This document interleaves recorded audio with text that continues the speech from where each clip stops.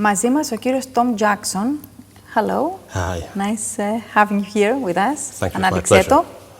Με τη Συνωμοσία στον Ιερό Βράχο από τις εκδόσεις Χατζηλάκος. Είναι μια νέα συνεργασία με ένα μυθιστόρημα που έχει γράψει. Ο αγγλικός τίτλος Devil's Legacy. So, dear Tom, you worked as a banker in Manchester, England, until 1976, when you accepted a posting in Greece. Since then, you have not merely set your roots here, but you've also made a beautiful family, and recently became papoose. What was that thing to hold you here in Greece in the first place? It's quite simple, really, love. Shortly after I arrived in Greece, I met my future wife, Flora, and within a year we were married, and I decided to put my roots down in Greece. I'm very happy and proud to call Greece my home. I think Greece has a lot to offer to everybody. Close family relationships, friendship. It's a great place to bring up a family. Fabulous cuisine. And of course, being a Mancunian, wonderful weather. I think that when you wake up in the morning and you see the sun and you feel the warmth on your skin, it makes you feel so much better physically and psychologically. You've made your first attempt writing a short story at an early age. Since then, you've written business articles for major shipping magazines and newspapers. Could someone say that you've been an ambitious writer from your early childhood? I think that the art of creation is one of the greatest gifts that we have. Whether it is creation is evidenced by art or music or literature. I had a passion for writing from an early age. I think I wrote my first short story when I was age 10. And I think that my passion developed because of reading. Every Monday I would go to the local lending library in Manchester and take out 5 or 6 books to keep me going for the week. My preference is undoubtedly for a cocktail of adventure, mystery, crime. I enjoy reading Ludlum, Forsyth, Agatha Christie, Alistair MacLean. But I also have a passion for historical novelists such as Jane Austen. In fact, Pride and Prejudice is my favourite all time. What stopped me from writing was work. It wasn't until I had early retirement that I was able to turn to writing. And that's when I was able to develop my passion and basically get back to what I really wanted to do in the first place. It is also tremendously interesting for us Greeks how you started your journey exploring our country's history. Why did you choose the removal of the Parthenon Marbles as the underlying subject of your book? What was your initial aim? Many years ago I attended a conference here in Athens at the Zappeion to do with the return of the Parthenon Marbles. The keynote speaker at the event was the late Jules de Sand. Attending the conference stimulated my curiosity and interest as to the actual events surrounding the removal of the marbles 200 years ago. So I undertook my own research. That research led me to the conclusion that the marbles were removed illegally at the time. Elgin's chief agent here in Athens was Philip Hunt, and he gave evidence to the House of Commons Select Committee in 1816 on his activities here in Athens. It's very clear from his testimony that he was only able to induce the Ottomans to allow him to remove marbles by a combination of cajolery, threats, and bribery. So I said to myself, what can I do to try to rectify the errors of our ancestors, the British ancestors, that is. Right, okay, what could I write? There's been so many articles, so many books written on the theft of the Parthenon Marbles by experts with a far greater knowledge than I have. So what could I do? I said to myself, fiction. So then how would I approach that fiction? What would be my premise? The first idea I had was to travel back in time and change history. But that's a bit of a cliche and has been overdone since the time of H.G. Wells. So I came up with a storyline by looking at every possible event that occurred to do with the Parthenon marbles over the last 200 years, since the time they were removed from the Acropolis up to the present day. I then looked at people, events that I could possibly link in to the removal of the marbles and subsequent events that had occurred to do with the marbles.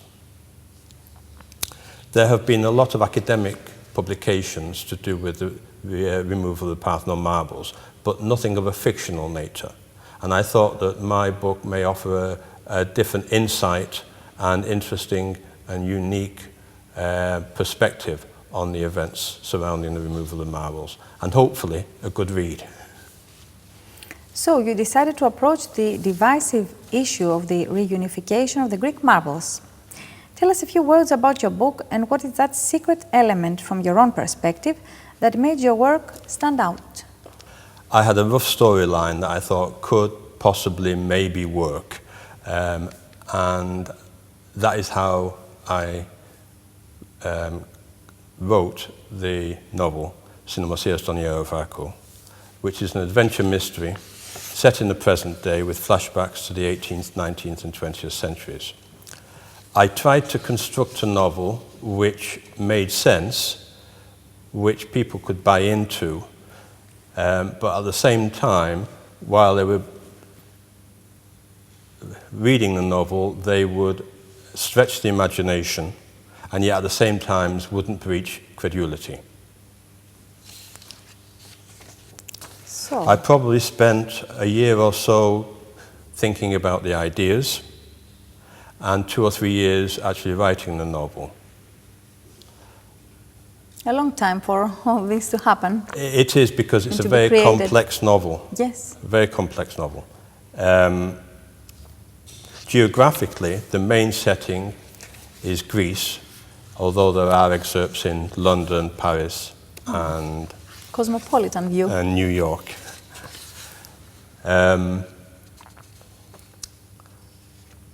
Structurally, it is complex because although it's set in the present, we have flashbacks. So each chapter, the first scene, is a flashback in history which tries to explain and clarify what happened and explain away the mystery of the present. Without going into too much detail and giving the story away, it basically revolves around the British government who try to resolve the terrible mysteries they uncover in Pandora's box, which has been held within the British Museum for over 100 years in secret. And by doing so, they wish to return the Parthenon marbles to Greece and do so within a 6-month deadline. A British team is put together, made up of archaeological experts and Secret Service agents under the leadership of a lady called Natalie Sinclair, who is a young lawyer based in England, and a Parthenon expert. They have to do this very quickly within 6 months. Success has to be achieved through, against a background of intensifying treason, competition from an American billionaire collector, and the intervention of the Greek mafia.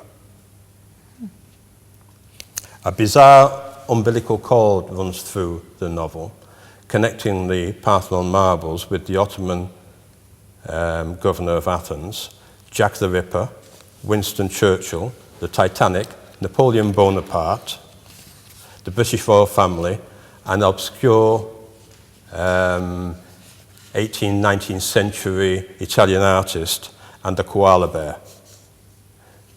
To discover everything, you need to read the book. So can I read something written in the back Yes, of the book? Certainly. Which is the most easy thing for me to do. Η Νάταλι Σινκλέρ τραβιέται μακριά από την τακτοποιημένη δικηγορική της ζωή στο Λονδίνο και μεταφέρεται ευνηδίως στην περιπέτεια της ζωής της στην Ελλάδα και όλο αυτό εξαιτίας των περιεχομένων του μυστηριώδους κουτιού της Πανδώρας που είναι κρυμμένο βαθιά στους υπόγειους θαλάμους του Βρετανικού Μουσείου. Σας διαβάζω το πιστόφυλλο λοιπόν. Εκείνη και η ομάδα της από ειδικούς αρχαιοτήτων και πράκτορες των μυστικών υπηρεσιών πρέπει να λύσουν ένα μυστήριο 200 ετών, στην καρδιά του οποίου βρίσκονται τα πιο διάσημα από τα ελληνικά τεχνουργήματα, τα μάρμαρα του Παρθενώνα. Ενώ η Νάταλι πρέπει να συμβιβαστεί με τρομακτικές αλήθειες και να πολεμήσει τους δικούς της δαίμονες. Τι κάνει την Νάταλι λογοθέτη Σινκλέρ τόσο ιδιαίτερη για τη Βρετανική κυβέρνηση? Μπορεί η ομάδα της να αποκρυπτογραφήσει τα στοιχεία σε αυτή την οδύσσια πίσω στους αιώνες? Μπορούν να ξεθάψουν τα παράδοξα μυστικά του παρελθόντος? Πραγματικά το θέλουν? Η επιτυχία πρέπει να επιτευχθεί ενάντια σε ένα έντονο φόντο προδοσίας, συναγωνισμό από έναν Αμερικάνο δισεκατομμυριούχο και την παρέμβαση της ελληνικής μαφίας. Η επιτυχία είναι η μοναδική δυνατότητα επιλογής. Η αποτυχία θα έφερνε μαζί της καταστροφικές αποκαλύψεις που θα απειλούσαν ακόμα και το ίδιο το οικοδόμημα της Βρετανικής κοινωνίας. Το ρολόι αρχίζει να μετράει. So, you have devoted yourself to the issue as if it is a moral duty for you to see the justice in returning the Parthenon sculptures to their rightful home, the new Acropolis Museum. Do you really believe that a dynamic, thought-provoking fiction like ΣΥΝΩΜΟΣΙΑ ΣΤΟΝ ΙΕΡΟ ΒΡΑΧΟ, probably combined with other public supportive actions, could finally have a strong enough impact to make the return of the marbles happen? Over the years, the British government have propounded many arguments for keeping the marbles in London. The vast majority of these arguments have now fallen away.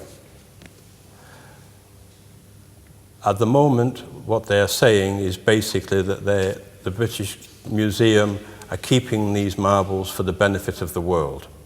It's essentially a new variation of the old claim of imperial trusteeship.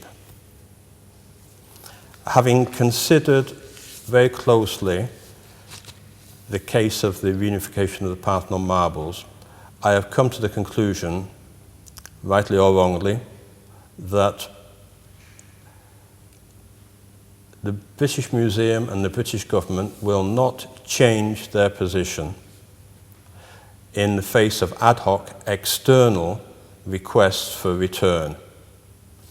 Many individuals and organisations have approached the British government requesting return, all to no avail.